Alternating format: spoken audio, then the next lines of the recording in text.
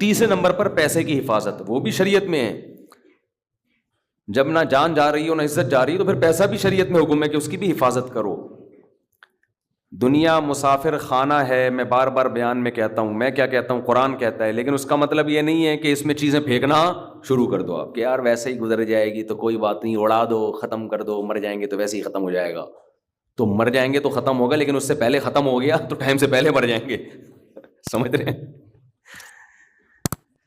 اعتدال ہے نا اسلام میں، نہ ان چیزوں سے دل لگاؤ.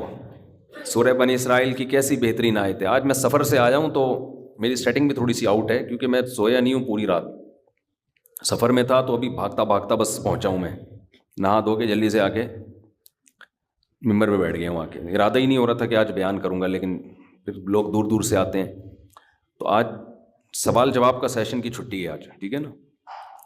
تو کیا کہہ رہا تھا میں؟ سورہ بنی اسرائیل میں کہ اللہ نے فرمایا کہ لا تجعل یدک مغلولۃ. یہ ٹاپک چل کیا رہا تھا؟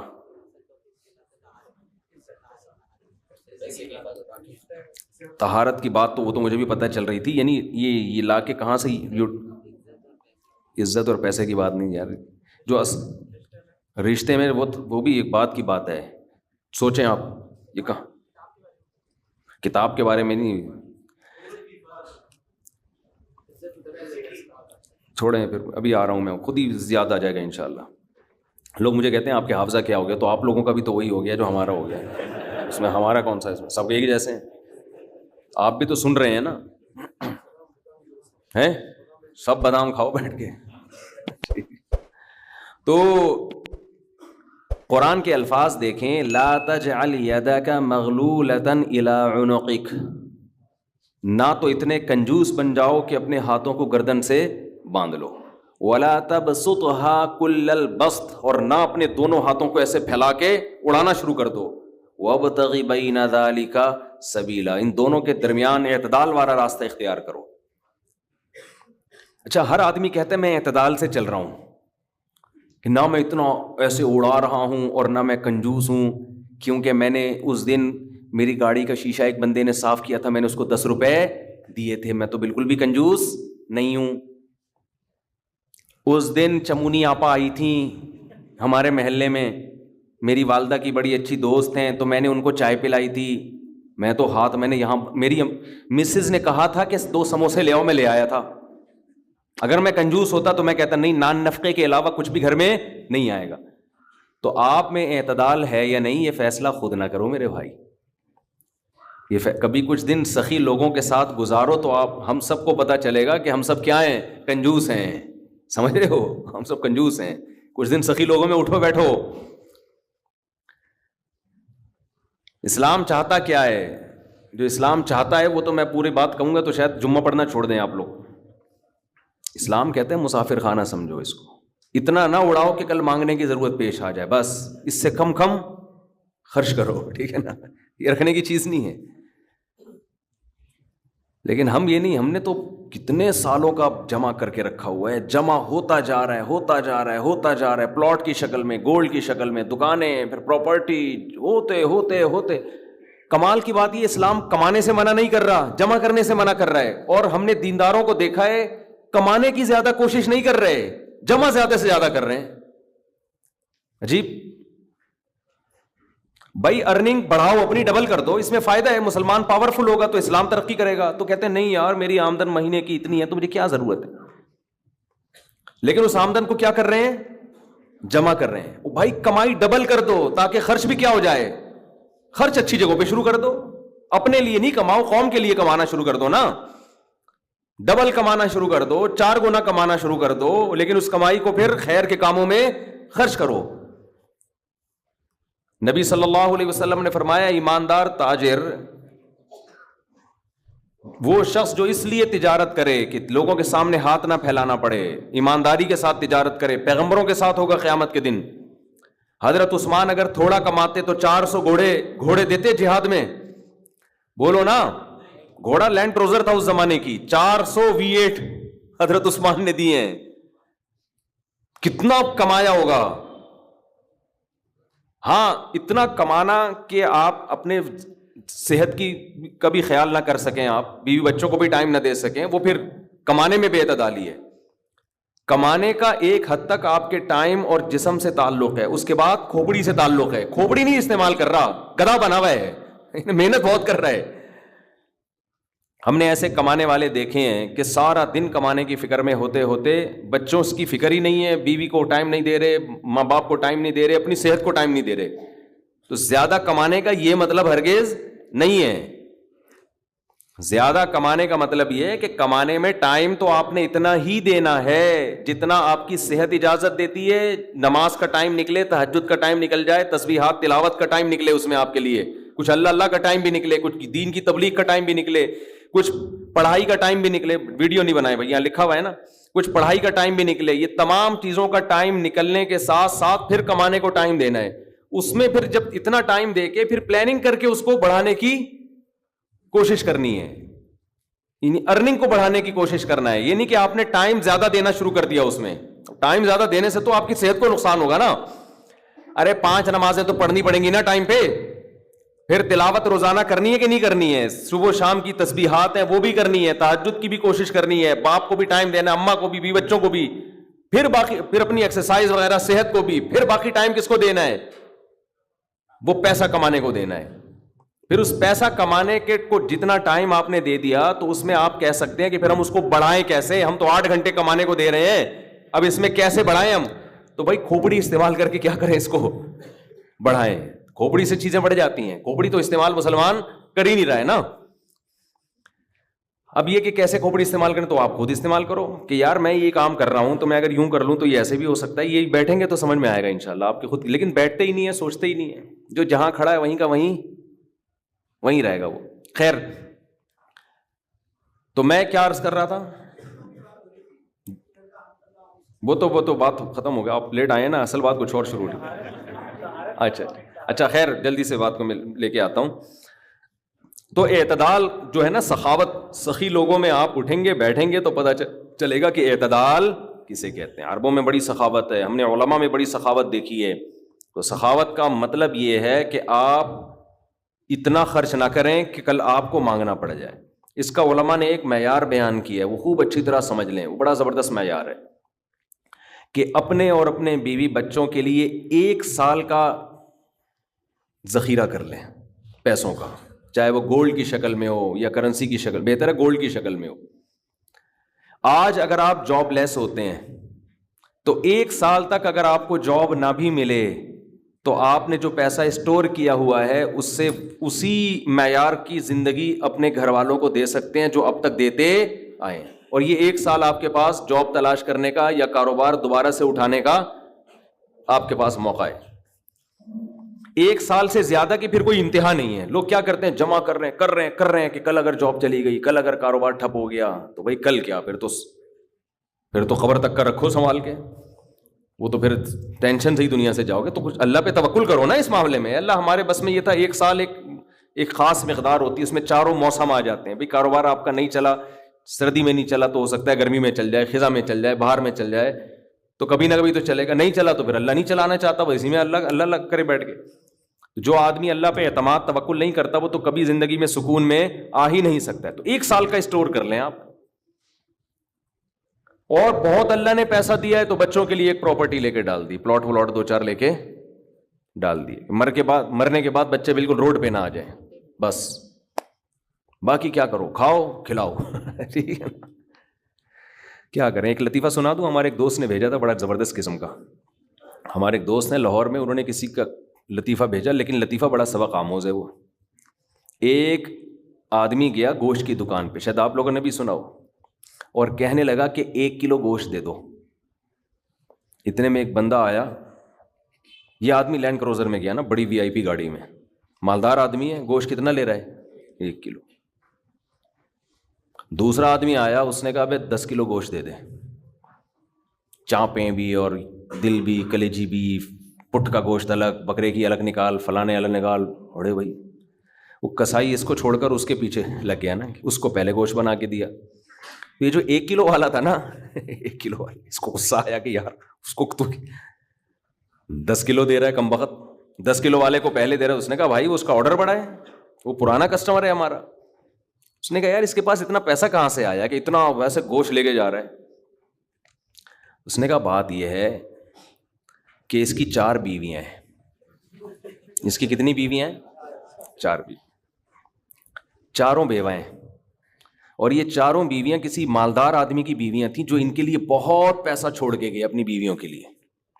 اس مالدار نے کھایا کم اور بچایا بولو زیادہ. اب بچانے میں زندگی گزر گئی اس کی, تو ظاہر ہے کھانا نصیب نہیں ہوا, مر گیا. وہ مر گیا جب میں نے اس اسٹائل سے کہا نا تو مجھے وہی یاد آ گیا لڈن جعفری, اللہ مر گئے پھر دوبارہ زندہ ہو گیا. کچھ اسٹائل اچھا تھا. تو بچایا نہیں اور بچا کے مر گیا. اب ظاہر ہے بیوی جو تھی ان کو پیسہ مل گیا ٹھیک ٹھاک.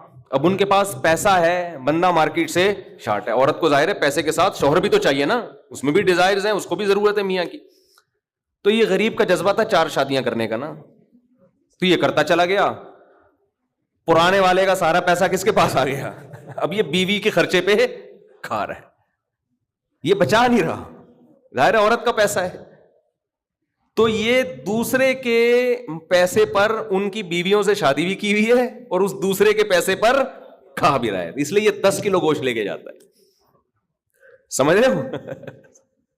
اس نے فوراً کہا میرے لیے بھی 10 کلو بنا دے. میں نہیں چاہتا میرے مرنے کے بعد میرا ہوا بچا پیسہ کوئی اور بے غیرت استعمال کرے. معذرت کے ساتھ, ابے پہلے خود تو کھاؤ.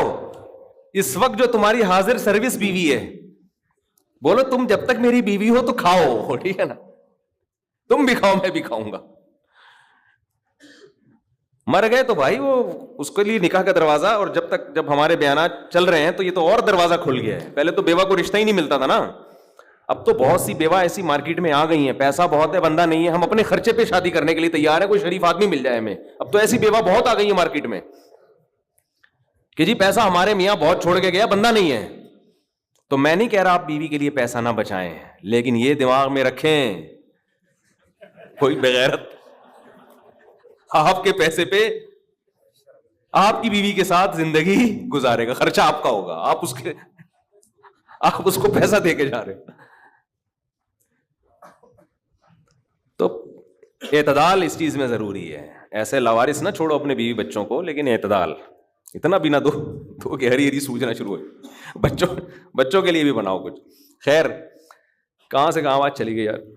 تو جلدی سے بات کو سمیٹتا ہوں, کیا کروں پھر گھوم پھر کے ادھر ادھر دائیں بائیں جانے لگتے ہیں. تو یہ میں ان لوگوں کے لیے یہ لطیفہ ہے جو بہت زیادہ بچانے کی فکر کرتے ہیں. میں کہتا ہوں نا, آپ اپنی اولاد کے لیے بچا رہے ہو, اپنی اولاد کے لیے بچا رہے ہو, کھا نہیں رہے نہ خرچ کر رہے ہو بچوں کے, تو بچے پھر جب بچوں کے پاس آئے گا تو وہ اپنے بچوں کی فکر میں بچائیں گے.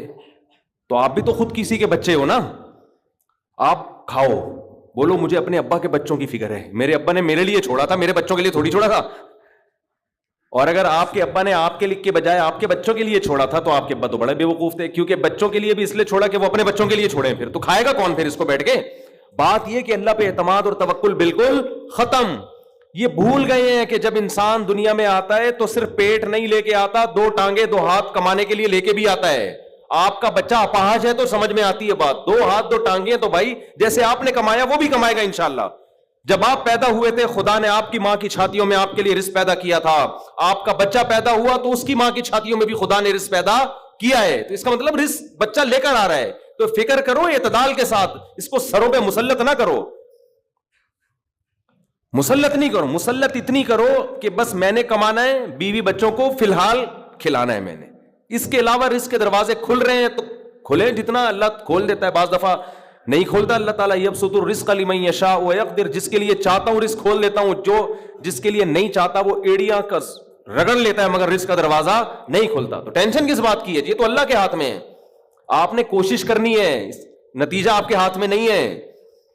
اللہ غریب رکھے تو بھی خوش, انجوائے کرو یار, جس نے مجھے کھلا دیا تو بس میری ضرورت بھی 2 پراٹھے ہیں, تو میرے بچوں کی بھی یہی ضرورت ہے, اللہ ان کو بھی کھلا دے گا. اللہ میں لاہور سے آیا ہوں, پراٹھا آتے ہی پراٹھا کھایا ہوٹل پہ جا کے, اتنا مزہ آیا کہ سبحان اللہ, نہیں ملتے پنجاب میں یہ والے پراٹھے. یہ چیز نہیں ہے پنجاب میں. پنجاب میں لسی ہے, پائے ہیں ہوں گے بھائی, یہ چیز نہیں ہے بھائی. رفیع بھائی بہت دیکھ لیا, مایوس ہوتا ہے نا انسان جا کے, وہ ناشتے کا وہ لک ہی نہیں آ رہا ہوتا. تو ہماری ضرورت بس یہی ہے. تو اللہ دے دے تو ٹھیک ہے بھائی, کچھ بہت دے دیا, کھا پی بھی لیا, استعمال بھی کر لیا, تو چلو یار ایک آدھ بحریہ ٹاؤن میں بچوں کے لیے پلاٹ بنا کے چھوڑ دیا, مرمر آ جائیں گے تو چلو. اس سے زیادہ tension tension tension tension tension آخرت کی ہے. ہمارے ایک دوست نے پراپرٹی لی, اس کے ساتھ ہی قبرستان بھی ہے. تو بار بار وہاں کھڑے ہو کے بول رہے ہیں کہ یار دیکھو, میں ان سے کہہ رہا تھا, ان کو ڈرا رہا تھا. میں نے کہا آپ اپنا پلاٹ دیکھ دیکھ کے خوش ہوتے رہتے ہو, اصل پلاٹ تو یہ ہے, یہاں ہے, تھوڑے دنوں میں کدھر آنا ہے, ادھر آنا ہے. میں نے کہا یہاں آپ جو پلاٹ لیا اس پہ مکان بناؤ گے 10 15 20 سال کی کہانی ہے آپ کی, اس سے زیادہ کی مجھے سفید بال دیکھ کے لگ رہا ہے کہ ہوگی نہیں. اور یہاں 20,000 25,000 30,000 پتہ نہیں کتنا رہنا پڑے. تو جب اپنی پراپرٹی کو دیکھنے جاؤ, ساتھ میں یہ قبرستان پہ تھوڑی دیر کھڑے ہو کر دیکھ لیا کرو کہ یار آنا کہاں ہے, ادھر ہی. تو اتنا زیادہ خوش ہونے کی بالکل بھی ضرورت نہیں ہے. اس کی تیاری کیا کی ہے اس قبر کی, اس کی تیاری کرو. اس کی تیاری ہے راتوں کو تہجد, اللہ کے سامنے گڑ گڑانا, نظر کی حفاظت کرنا, حرام کھانے سے اپنے آپ کو بچانا, اپنی اولاد کی اچھی تربیت کرنا. یہ اس کی تیاری ہے اس قبر کی.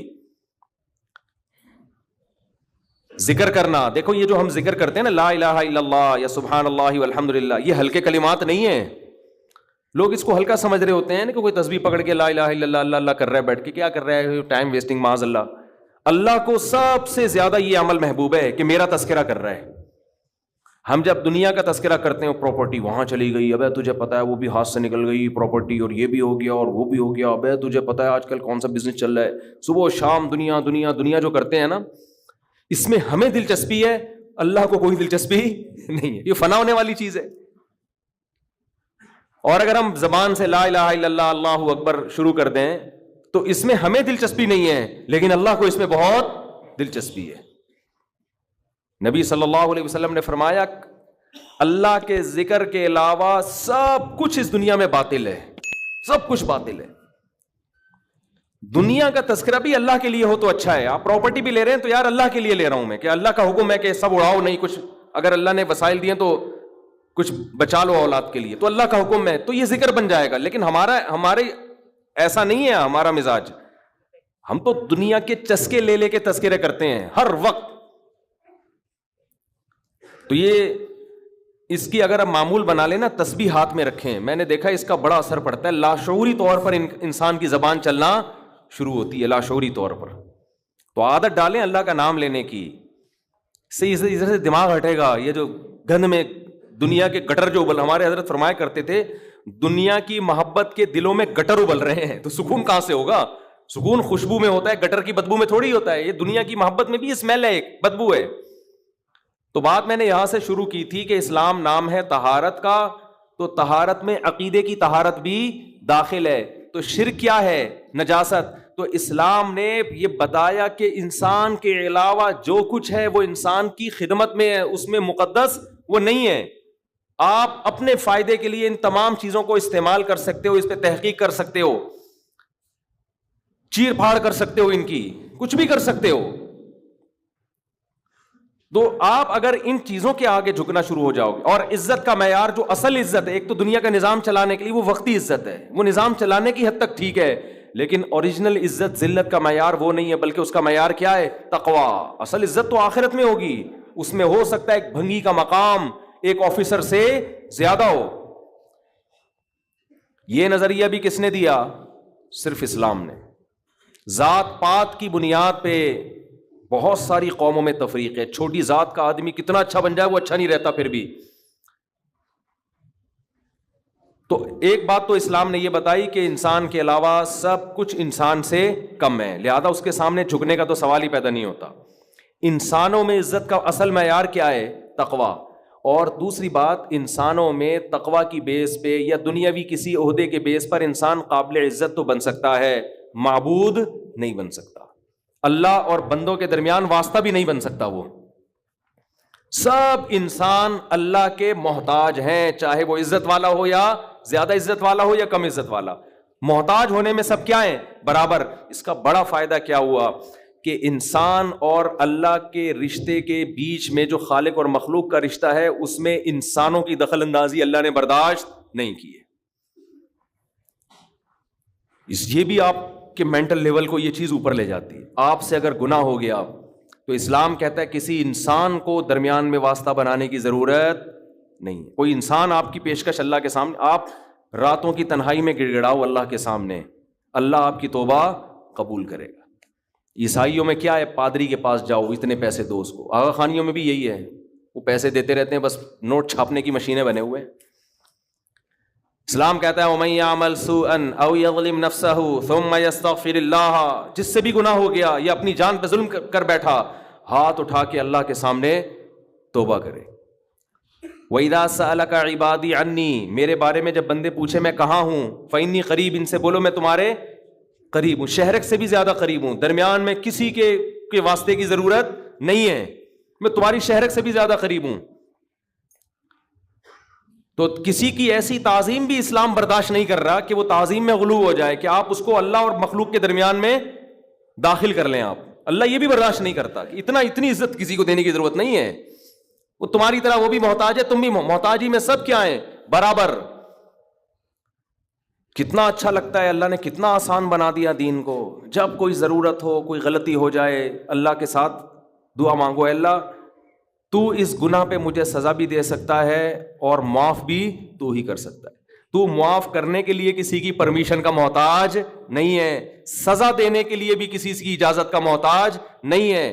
اسی صفت کا واسطہ دے کے انسان بھیک مانگتا ہے کہ اے اللہ تو اپنے فضل سے مجھے معاف کر دے. کسی کو بتانے کی بھی ضرورت نہیں ہے. یہ چیز, یہ خودداری جو اسلام نے آپ کے اندر پیدا کی ہے, یہ بھی اسلام کے علاوہ دنیا کے کسی مذہب میں نہیں ہے. سب برابر ہیں. عبداللہ بن مسعود رضی اللہ تعالیٰ عنہ کے پاس ایک شخص آیا زنا کر کے, کہنے لگا مجھ سے زنا ہو گیا, حج جاری کریں. نبی کے پاس آیا, آپ نے چہرہ موڑ لیا, پھیر لیا چہرہ. کیا مطلب؟ اشارہ تھا کہ اگر ہوا ہے تو اللہ کے ساتھ جا کے توبہ کرو, مجھے کیوں بتا رہے ہو. اس کو پسند نہیں کیا آپ صلی اللہ علیہ وسلم نے. آج پیر صاحب بہت سے علاقوں میں ایسے بنے ہوئے ہیں کہ یہ ہمیں بخشوائیں گے, ان کو بکرے دو, ان کو چڑھاوے دو, ان کو نذرانے دو, ان کو دمبے کھلاؤ, یہ ان کے کندھوں پہ ہم پل صراط پہ پار ہو کے جائیں گے. یہ پیر خود نہیں بچے گا, تمہیں کہاں سے بچائے گا. اس کی حرکتیں دیکھو تم, جو اس طرح کی حرکت, جو انسانوں کو اللہ سے ملانے کے بجائے اپنے آپ نیک بندہ نہیں ہو سکتا. ما کان لبشر ان یکلمہ, ما کان لبشر ان یؤتیہ اللہ الکتاب والحکمہ. کسی بشر میں یہ مجال نہیں ہے, قرآن کے الفاظ دیکھو, کسی انسان کی یہ مجال نہیں ہے کہ اللہ اسے نبوت دے دے پھر وہ لوگوں کو اللہ کا غلام بنانے کے بجائے اپنا غلام بنانا شروع کر دے. کسی بشر میں یہ مجال نہیں ہے, کیونکہ جب اللہ نبوت دیتا ہے تو اس بشر میں اللہ کی عظمت اور جلال بیٹھ جاتی ہے. جلال بیٹھنے کے نتیجے میں وہ لوگوں کو کبھی بھی اپنی طرف دعوت نہیں دے گا. صحابی نے دیکھا اونٹ نے نبی کو سجدہ کیا تو صحابہ نے عرض کیا یا رسول اللہ آپ ہمیں بھی اجازت دیں سجدہ کروں. آپ نے فرمایا نا نا نا نا. آج بتاؤ کوئی کسی جاہل پیر کے ساتھ یہ منظر ہو, کوئی جانور آ کے سجدہ کر لے, وہ تو خوشی سے پاگل ہو جائے گا. وہ تو کہے گا دیکھو جب یہ کر رہا ہے تو تم کیوں نہیں کر رہے. نبی نے اپنے گھر سجدہ کرنے سے منع کیا. آپ صلی اللہ علیہ وسلم نے فرمایا اللہ یہود و نصارہ پہ لعنت کرے, انہوں نے اپنے پیغمبروں کے دنیا سے جانے کے بعد اپنے پیغمبروں کی قبروں کو سجدہ گاہ بنا لیا, اپنے پیغمبروں کی قبروں کو عید گاہ بنا لیا, جیسے عید میں میلے ٹھیلے ہوتے ہیں. اسی وجہ سے پیغمبر صلی اللہ علیہ وسلم کی قبر پہ میلے ٹھیلے رش لگا کے بیٹھنا اس کی اجازت نہیں ہے. بس صلاۃ والسلام پڑھیں اور وہاں سے نکل جائیں. کیسی حفاظت کی. دنیا میں سب سے افضل انسان, جس سے افضل اس کائنات میں کوئی پیدا ہوا ہی نہیں, وہ محمد صلی اللہ علیہ وسلم ہے. لیکن آپ کی قبر پہ نہ کبھی سجدہ ہوتا ہے, نہ کوئی میلے ٹھیلے لگتے ہیں, نہ آپ کی قبر کی طرف رخ کر کے آپ سے دعائیں مانگی جاتی ہیں. یہی آپ کے سب سے افضل ہونے کی سب سے بڑی دلیل ہے کہ انہوں نے اپنی عبادت نہیں کروائی. کبھی ہم قبر پہ یہ نہیں کہتے کہ یا رسول اللہ آپ ہماری مدد کر دیں, یہ شرک ہے. صحابہ نے ہمیشہ نبی سے دعا کی درخواست کی ہے کہ آپ اللہ سے یہ درخواست کر دیں. دیکھو قرآن کے الفاظ, بس یہ آیت پڑھ کے بیان ختم کرتا ہوں. وَلَوْ أَنَّهُمْ إِذْ ظَلَمُوا أَنفُسَهُمْ جَاءُوكَ فَاسْتَغْفَرُوا اللَّهَ وَاسْتَغْفَرَ لَهُمُ الرَّسُولُ لَوَجَدُوا اللَّهَ تَوَّابًا رَحِيمًا.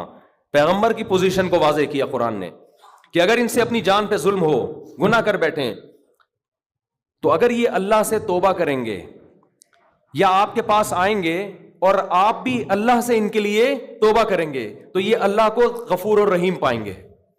کیا مطلب؟ یہ نہیں کہا کہ نبی کو غفور رحیم پائیں گے، نہ یہ گناہ معاف کرنا یہ نبی کا وظیفہ نہیں ہے. نبی کے پاس اگر آپ جائیں گے تو اس لیے کہ یا رسول اللہ آپ اللہ کے نیک بندے ہیں، آپ اللہ سے ہمارے لیے دعا کریں. ہم بھی کر رہے ہیں، آپ بھی کریں دعا.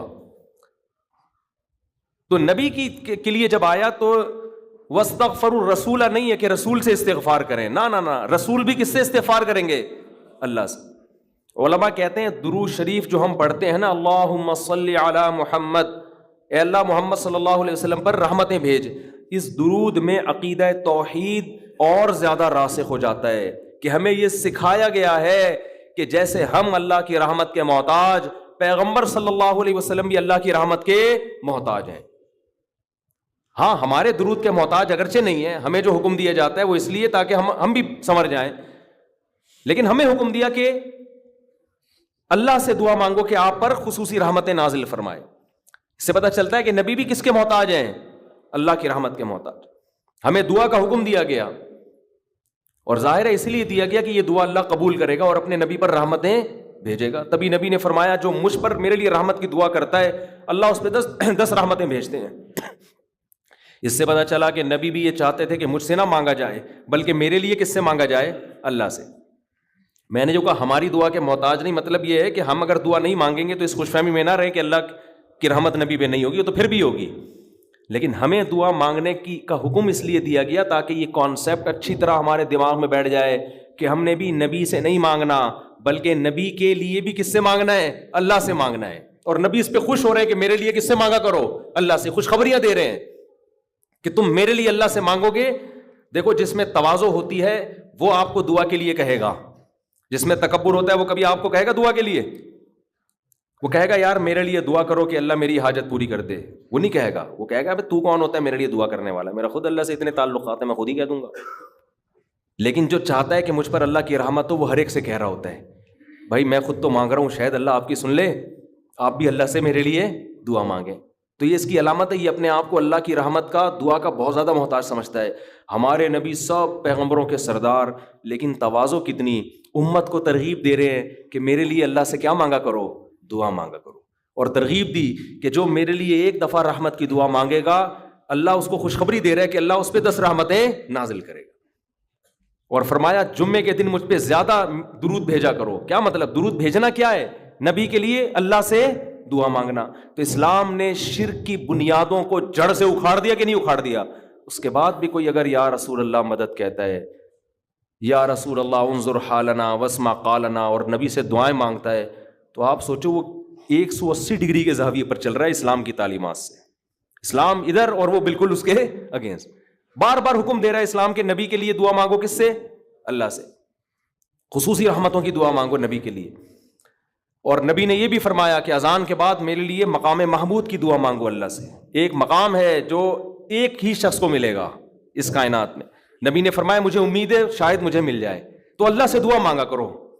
وَبَعَثْهُ مَقَامًا مَحْمُودًا الَّذِي وَعَدتَّهُ. تو نبی ہمیں دعائیں سکھا کے گئے کہ میرے لیے بھی قیامت تک دعا مانگتے رہو. کیسی عقیدہ مضبوط کیا ہے کہ بھائی محتاج ہی میں سب کس کے برابر ہیں، سب ایکول ہیں، سب اللہ کے محتاج. تو اللہ تعالی ہمیں شرک کی نجاست سے، گندگی سے توبہ نصیب فرمائے، اور ہماری ناک کے جو سینسر ہیں نا ان کو اللہ ایکٹیو کر دے کہ ہمیں شرک میں اسمیل محسوس ہونا شروع ہو جائے. ابھی وہ ڈیمیج ہو چکے ہیں قبروں پہ سردے دیکھ دیکھ کے اور شرک کر کر کے اور بت پرستی دیکھ دیکھ کے. جب آپ توحید کے، میں جب برما فرسٹ ٹائم گیا منمار، میں نے پہلی مرتبہ کسی بت کے سامنے کسی انسان کو زندہ بیٹھے ہوئے، یوٹیوب میں تو دیکھا تھا، سچی مچی کا پہلی مرتبہ دیکھا. میری جو کیفیت ہوئی ہے نا وہ ناقابل بیان ہے. میں نے فرسٹ ٹائم یہ منظر دیکھا. ایسے مورتیاں بنی ہوئی ہیں، وحشت ان کی شکلوں سے عجیب وحشت ہو رہی، اور ایک انسان ان کے سامنے بیٹھا ہوا ہے ایسے. میری آنکھوں سے لاشعوری طور پر آنسو نکلنا شروع ہو گئے. میں نے کہا اللہ تیرا کتنا فضل ہے، تو نے ہمیں توحید پرست بنایا. مجھے فجر کی نماز یاد آئی کہ فجر میں کیسے ہم اللہ کے سامنے ہاتھ باندھ کے تلاوت کر رہے ہوتے ہیں الحمدللہ رب العالمین، تمام تعریفیں اس اللہ کے لیے جو تمام جہانوں کا پالنے والا. بڑا مہربان، نہایت رحم، کیسے پیارے سیکٹڈ الفاظ ہیں، اس سے خوبصورت الفاظ ہو نہیں سکتے. اور آپ انسان ہو کہ یار اس کے سامنے کیوں بیٹھے ہوئے ہو، یہ کیا لگتا ہے تمہارا؟ تو وہ ہمارے میزبان جا رہے تھے، میری آنکھوں سے مسلسل، وہ بھی حیران. میں نے کہا میں نے پہلی دفعہ کسی انسان کو اتنا گرا ہوا دیکھا ہے، اتنا گرا ہوا. ویڈیو میں دیکھو الگ چیز ہوتی ہے، لیکن جب سچی مچی میں دیکھتا ہے نا یار اس کو ہو گیا، کتنی پستی ہے، کتنی پستی، آپ اس سے کروڑا گنا اچھے ہو، کس کے سامنے کیوں جھک رہے؟ کیا لگتا ہے تمہارا یہ ایسے بیٹھا ہوا ہے نا وہ بدھ، کیوں بیٹھے ہو بھائی اس کے سامنے؟ تو احساس شکر پیدا ہوا. پھر میرا پورا بیان ہی اسی موضوع پر ہوا کہ شکر کرو برما کے لوگوں، تمہیں اللہ نے مسلمان بنایا ہے. کتنا اچھا لگتا ہے خدا کے سامنے سجدہ کرنا، کتنا پیارا تصور ہوتا ہے نا، اللہ کے سامنے جھک رہے ہیں، کسی پتھر کی بنی ہوئی چیز کے سامنے نہیں جھک رہے، نہ کسی قبر کے سامنے. اور آپ جاؤ ان مزاروں پہ، الگ وحشت ہوتی ہے. میں تو جب بھی کسی مزار پہ گیا ہوں نا کسی کام سے، ویسے مجھے مزاروں میں جانے کا شوق نہیں ہے، کسی کام سے چلے گئے، اب وہ کام کیا ہو سکتا ہے وہ چھوڑو، بات میں ویسی سروے کرنے بھی جا رہا ہوتا ہے کہ دیکھوں کس پہ جن چڑھا ہوا ہے. بعض مزاروں پہ نا جن بہت ہوتے ہیں، لوگ جن اتارنے جاتے ہیں، اصل میں جن چڑھتے ہیں وہاں پہ، سمجھتے ہو؟ اور جن چڑھتا ہی اسی پہ جس پہ جن کو پتا ہوتا ہے مزار جائے گا تو میں تھوڑی دیر کے لیے اتر جاؤں گا تاکہ اس مزار سے عقیدہ اور زیادہ مضبوط ہو جائے. جس کے بارے میں جن کو پتا ہے کہ مزار جانا ہی نہیں ہے، جن اس پہ چڑھ کے ٹائم ویسٹ نہیں کرتا، سمجھتے ہو؟ تو وہاں جاؤ، دیکھو مزاروں پہ ایک عجیب سی وحشت ہوتی ہے، ایک اسمیل ہوتی ہے. قبر جو سیدھی ہو، ایک بالش ہو، کچی ہو، اس میں ایک الگ روحانیت اور ایک الگ نورانیت ہوتی ہے اس میں. تو شرک میں اللہ نے ایک اسمیل رکھی ہے، بدبو رکھی ہے، وحشت رکھی ہے، بے سکونی رکھی ہے. لیکن جن کو یہ بے سکونی محسوس نہ ہو، بدبو محسوس نہ ہو، وہ اپنی ناک کا میرے بھائی علاج کروائیں، تھوڑے دن احقر کی خدمت میں بیٹھیں. بزرگوں، میں تو بزرگ نہیں ہوں، بزرگوں کی خدمت میں بیٹھیں، جا کے کچھ اللہ کی باتیں سنیں، اللہ کی کبریائی سنیں، تو ان کو شرک میں اسمیل محسوس ہونا شروع ہو جائے گی. اور ایک چھوٹے درجے کا شرک ہے یہ جو روحانی ٹوپی ڈرامے، جن کو ہم نے سمجھ لیا کہ یہ ہماری بگڑی بنا دیں گے، یہ بھی اسی طرح لچڑ ہے. ان کا باپ بھی تمہارا کچھ بھی نہیں کر سکتا. یہ نہ تمہارا جن اتار سکتے ہیں، نہ تمہاری چڑیل اتار سکتے ہیں، نہ تمہیں کل کی خبر دے سکتے ہیں، نہ تمہیں یہ بتا سکتے ہیں اس پہ کس نے کیا کیا ہے، یہ کیوں بیمار ہے. ان کا باپ بھی نہیں. اس سے اچھا ڈاکٹر ہے، نفسیاتی ڈاکٹر کے پاس چلے جاؤ، پھر بھی اچھا ہے. تو یہ روحانی ٹوپی ڈراموں کا نا، چاہے کتنا بڑا بزرگ ہو، دیوبندی ہو، اہل حدیث ہو، بریلوی ہو، کچھ بھی ہو، وہ فراڈی پہلے ہوگا، یا فراڈی تو نہیں ہوگا، دماغی توازن خراب ہو چکا ہوگا. تو چھوڑ دو ان فضول پلیتے جلا رہے ہیں، تعویذ گنڈے، ادھر دھاگے، کتنے قمیض اتارو، کیا کیا نکل رہا ہوتا ہے اندر سے یار. آپ نے دیکھا ہمارے کبھی کوئی دھاگا؟ اللہ کا فضل ہے، اللہ نظر بس سے بچائے. ہمارے 14 بچے پل پل کے بڑے ہو رہے ہیں ماشاءاللہ، کھا بھی رہے ہیں، پی بھی رہے ہیں، اسکول بھی جا رہے ہیں، مدرسے بھی جا رہے ہیں. آج تک کسی کے گلے میں کوئی دھاگا نہیں لٹکایا. بہت لوگوں نے کہا یہ بیماری ہو گئی، اس کو دھاگا. میں نے کہا دھاگے واگے ہمیں نہیں اچھے لگتے، جاؤ. ہمیں بھی اس میں شرک کی اسمیل آتی ہے. جائز ناجائز کی بحث میں پڑھتا ہی نہیں ہوں. یہ کام مزیدار نہیں ہے، کام مزیدار نہیں. اللہ سے دعا مانگو. ہمارے بچے بیمار ہوئے، ہم نے دعا مانگی اللہ سے، اللہ نے ٹھیک ہو گئے.